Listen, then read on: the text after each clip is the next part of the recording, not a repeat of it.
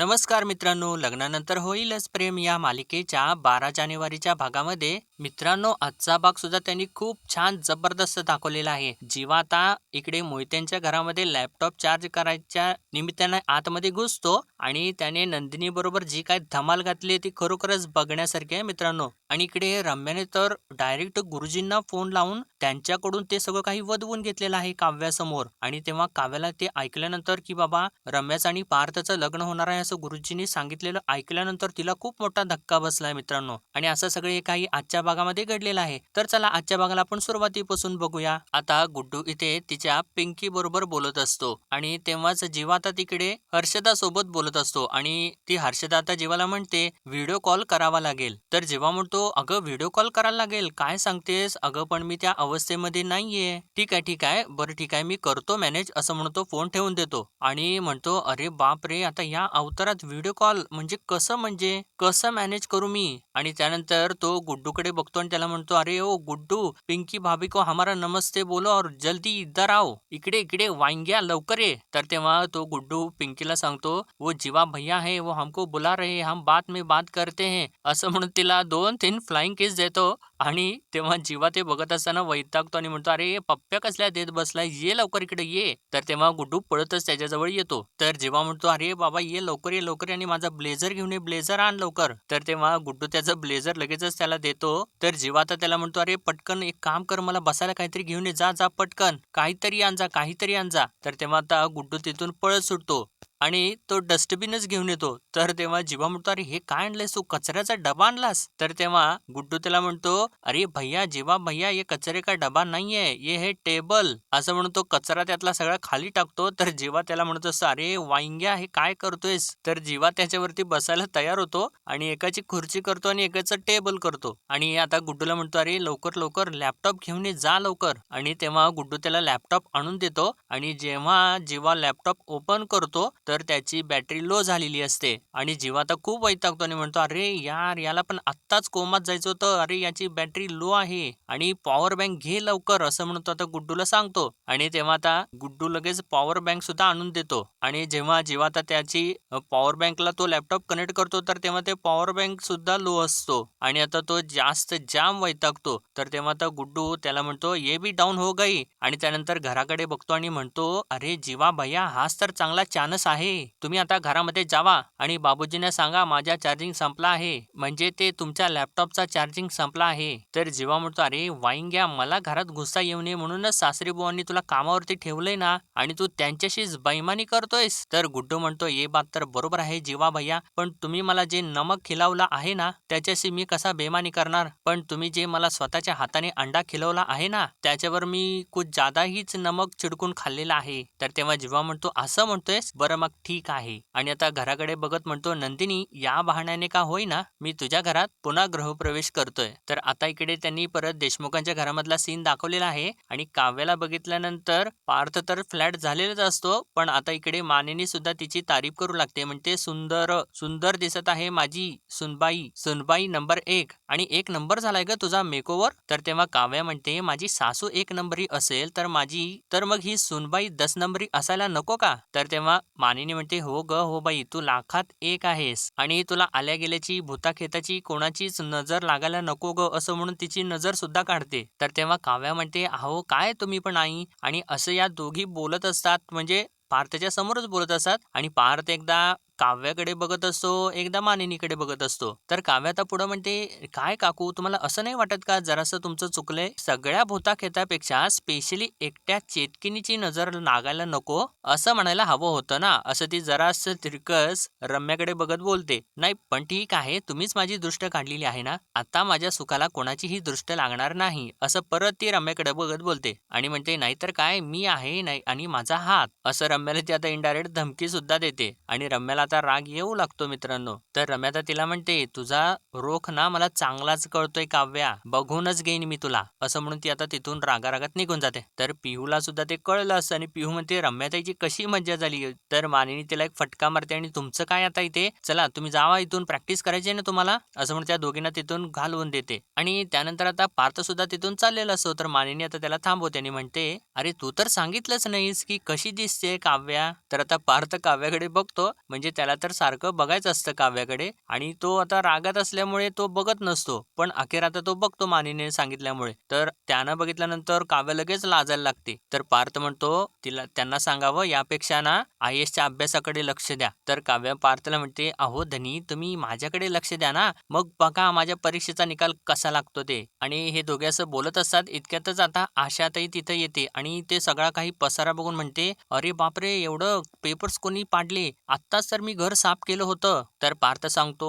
"ते मी पाडलेले आहेत." तर काव्य आता म्हणते, "आशाताई जरा" असं म्हणून ती एक डोळा मारते आशाला आणि ते आशाला सुद्धा बरोबर कळतं. तर तेव्हा पार्थ म्हणतो, "काय पसारा केला आहे? मलाच आवरावा लागेल." असं म्हणून तो खाली वागतो आणि तेव्हा काव्य सुद्धा म्हणत असते, "नाही, नाही मी आवरते ना." असं म्हणून ती सुद्धा खाली वागते आणि या दोघांची आता परत टक्कर होते आणि दोघे सुद्धा डोक्याला हात लावून परत उठून उभे राहतात. तर तेव्हा आता काव्या त्याला बोलणारच असते, तेव्हा पार्थला लगेचच लक्षात येतं आणि तो म्हणतो, "1 मिनिट, 1 मिनिट. आता शिंग येतील म्हणून परत धडक मारायला येऊ नका." तर काव्य म्हणते, "अहो देशमुख मी काहीच बोललेले नाहीये." आणि मानिनी म्हणते, "पण सासूबाई माझ्या मनात काय आहे ना हे तुमच्या मुलाला बरोबर कळतं." आणि ती आता पार्थच्या जवळ जवळ जाऊ लागते आणि म्हणते, "चला चला या पुढे या बरं पुढे या लवकर." तर पार्थ आता मागे मागे सरकू लागतो, म्हणतो, "मी नाही येणार आहे जवळ." तर काव्या म्हणते मानिनीला म्हणते, "सासूबाई कॅच हिम." तर तेव्हा मानिनी सुद्धा पार्थला म्हणू लागते, "अरे पार्थ शिंग येतील रे."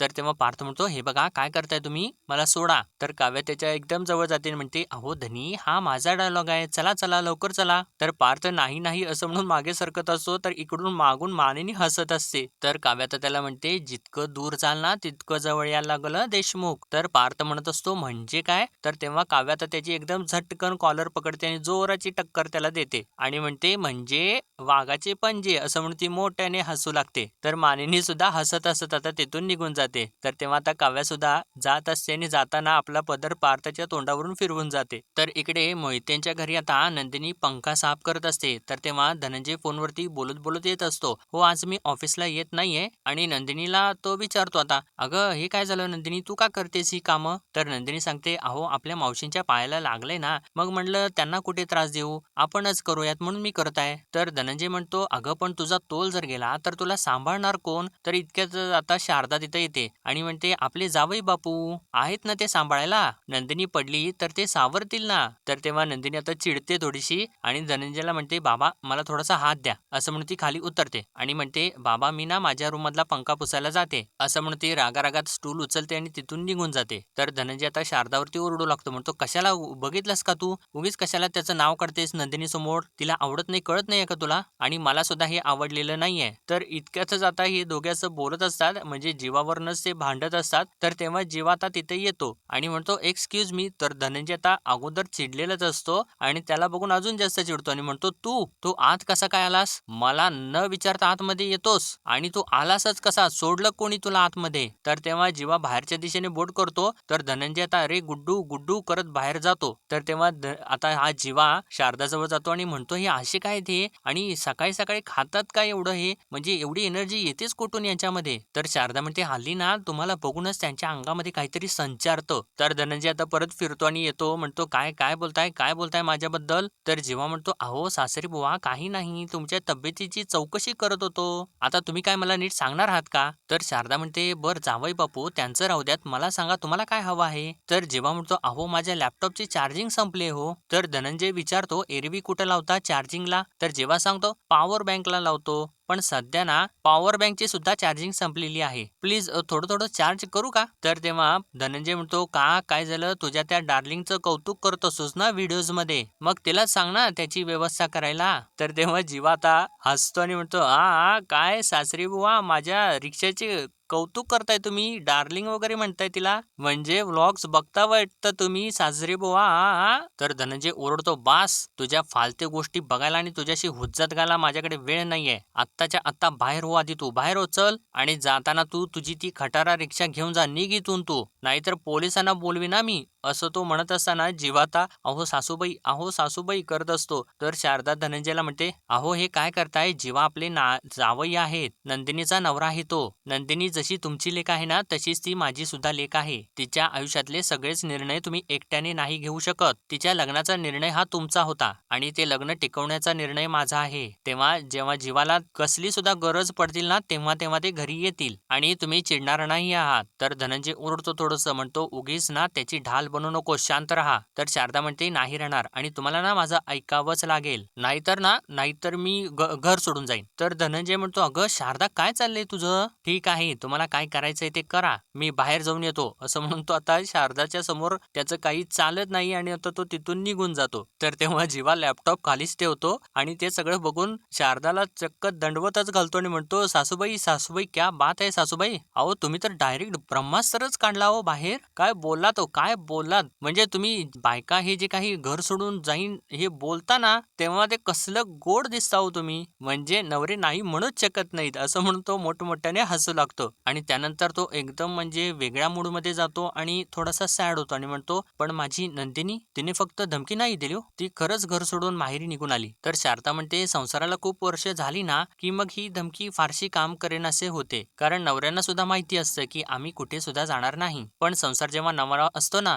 तेव्हा ना दोन्हीकडे धार असते. म्हणजे एक घाव दोन तुकडे व्हायला वेळ लागणार नाही ना इतकी धार असते. मग अशा वेळी ना आपली धार थोडीशी कमी करून कोणीतरी माघार घ्यावीच लागते. ती तुम्ही घेतलीत आणि इथेच युद्ध जिंकण्याची ना अर्धी शक्यता तयार झालेली आहे. तर जेव्हा म्हणतो हो ना ते करेक्ट आहे. पण तुम्ही जरी याला युद्ध म्हणत असला ना तरी सुद्धा मी याला प्रेम म्हणतो. कारण कोणीतरी म्हटलेलंच आहे की युद्धात आणि प्रेमात सगळं काही माफ असतं. बरं मी हे जे काही प्रेमाचं युद्ध जिच्यासाठी लढतोय ती माझी राणी आहे कुठे? तर तेव्हा शारदा म्हणते वर आहे वर. तर जीवा म्हणतो मग जाऊ म्हणताय? तर शारदा हो असं त्याला सांगते. तर जीवा आता खुश होतो आणि आता शारदा म्हणते बरं ते लॅपटॉप इकडे द्या मी लावते चार्जिंगला. तर जीवा थँक्यू म्हणतो आणि लॅपटॉप शारदाच्या हातात देतो आणि लगेच तडक वरती निघून जातो. तर इकडे आता देशमुखांच्या घरी ही रम्या खूप चिडलेली असते आणि खोलीमध्ये आलेली असते. तर तेव्हा वसू आता तिला विचारते अगं रम्या काय एवढं त्या काव्याला एवढं का सिरियस घेतेस तू? ती पार्थ समोर साडी नेसून नाचली म्हणून तू लगेच इनसिक्युअर झालीस. तू एक काम कर माझी पैठणी नेस आणि जा तिथं. तर तेव्हा रम्या अजून चिडते आणि म्हणते अगं हा काय हळदी कुंकवाचा कार्यक्रम आहे का?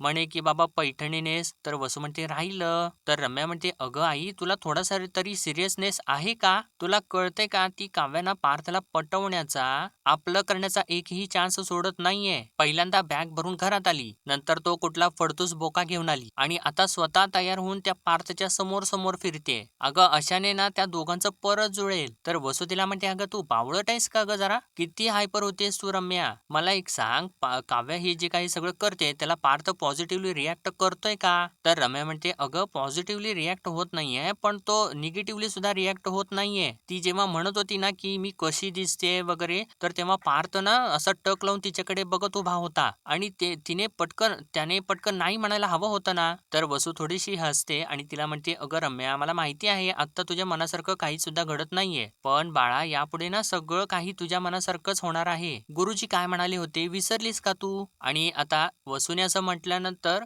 रम्याला आता गुरुजींचे ते शब्द आठवू लागतात. म्हणजे रम्याने त्यांना विचारलेलं असतं गुरुजी तुम्हाला फ्युचर दिसतं ना? म्हणजे तुम्हाला असं काहीतरी दिसतंय का की समोर होम हवन सुरू आहे, मी आणि पार्थ आजूबाजूला बसलेलो आहे, त्याच्या हातामध्ये माझ्या नावाचं मंगळसूत्र आहे, असं काही दिसतंय का आणि असं काही होईल का? तर तेव्हा गुरुजींनी सांगितलेलं असतं की होय तसंच होणार आहे. आणि आता ते आठवल्यानंतर रम्या तर थोडीशी खुश होऊ लागते. तर वसू तिला म्हणते आणि रम्या तुला माहितीये ना की गुरुजींचं भाकीत कधीही खोटं ठरत नाही. त्यामुळे त्या काव्याला काय साडी नेसून नाचायचं असेल ना ते नाचू देत. शेवटी या घरामध्ये ना तुझ्याच नावाची सनई वाजणार आहे हे मात्र नक्की. आणि आता रम्या खुश होते आणि परत थोडीशी सॅड होते आणि परत आता विचार करून उठूनच उभी राहते आणि म्हणते सनई वाजेल तेव्हा वाजेल आई, पण आता ना मी त्या काव्याचा बँडच वाजवणार. तिच्या कॉन्फिडन्सला असा तोंडावरती पाडेन ना की तिला जरी मदतीचा हात जरी मिळाला ना तरी सुद्धा ती उठू शकणार नाही. काय म्हणाली होती? माझ्या सुखाला नजर लागू शकत नाही. आता ना तिचं सुखच हिरावून घेते मी. तर वसू तिला विचारते एक मिनिट रम्या पण नक्की काय करणार आहेस तू? तर रम्या म्हणते आता मी जे काही करणार आहे नाही त्यामुळे ना ती काव्या हे जे सगळं काही करते ना ते थांबवेल आणि बॅग भरून ते सगळं काही घेऊन निघून जाईल. तर वसू परत तिला विचारते अगं म्हणजे काय? तर तेव्हा रम्या तिला म्हणते you just wait and watch. तर इकडे आता परत मोहितेंच्या घरी बघा नंदिनी आता तिच्या खोलीमधला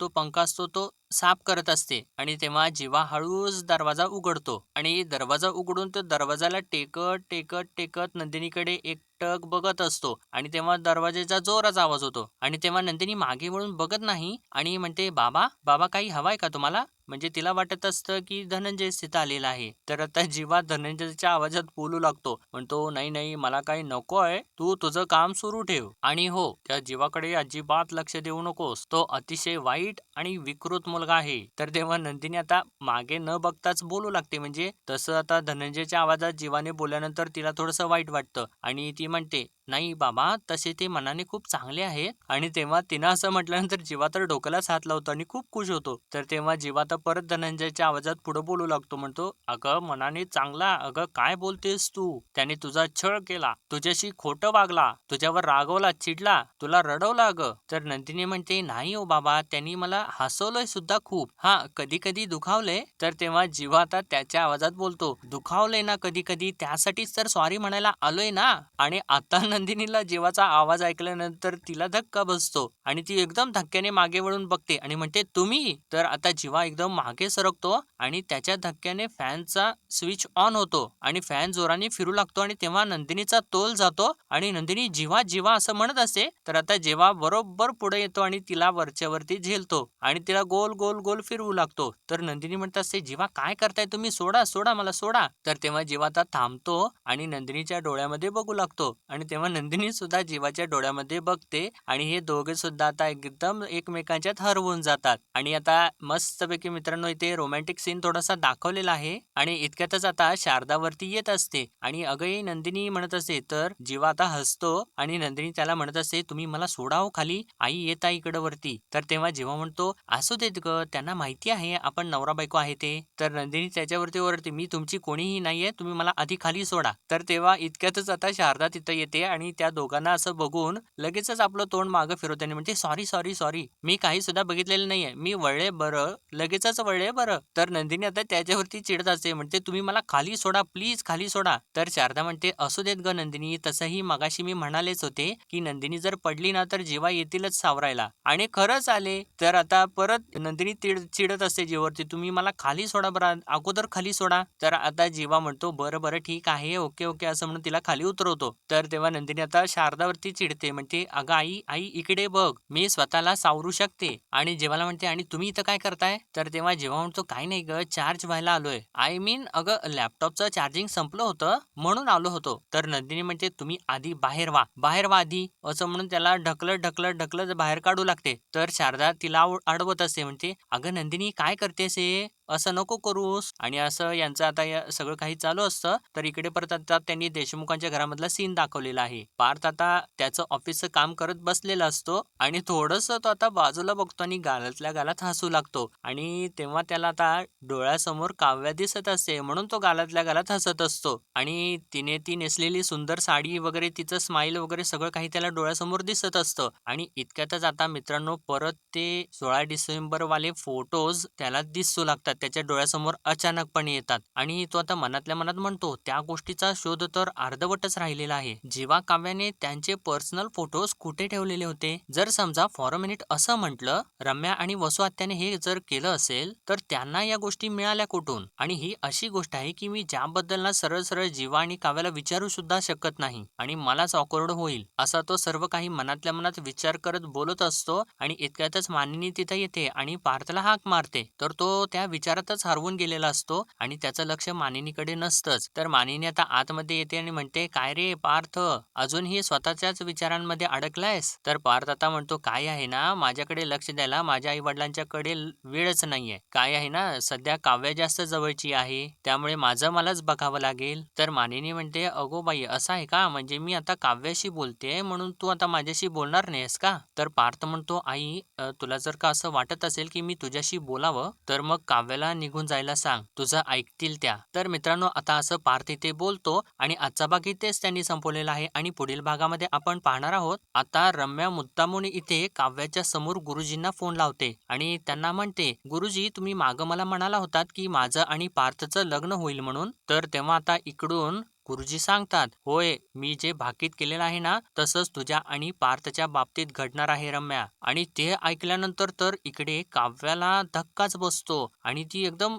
पॅनिक होते थोडीशी. तर दुसरीकडे आता मोहितेंच्या घरी नंदिनी रागारागात आता जीवाला घराच्या बाहेर काढत असते आणि त्याच्या हातामध्ये फुलांचा बुके असतो आणि तो बुके सुद्धा आता नंदिनी स्वतःच्या हातामधून त्याच्या हातामध्ये ठेवते आणि बाहेर निघा तुम्ही, बाहेर निघा असं म्हणून त्याच्या तोंडावरती दरवाजा बंद करते आणि तेव्हा तो बुके निम्मा आतल्या बाजूलाच राहतो आणि तिथेच तुटून जातो आणि जी फुलं वगैरे असतात ती नंदिनीच्या दिशेने आतमध्ये राहतात आणि त्याच्या काड्या वगैरे ज्या असतात ते सगळं काही जीवाच्या हातात राहतं. तर तेव्हा शारदा नंदिनीला म्हणत असते, अगं नंदिनी, अख्खं जग ना जीवाच्या प्रयत्नांची कदर करते. बघ ती फुलं पण आतच राहिलेली आहेत आणि ती फुलं सुद्धा तुला तेच सांगतायत. असं शारदा तर आपले प्रयत्न सोडतच नसते मित्रांनो. आणि आजच्या भागापुरतं एवढंच. तर भेटूया परत उद्याच्या भागामध्ये. तोपर्यंत आपल्या व्हिडिओला लाईक, शेअर आणि सबस्क्राईब नक्कीच करा.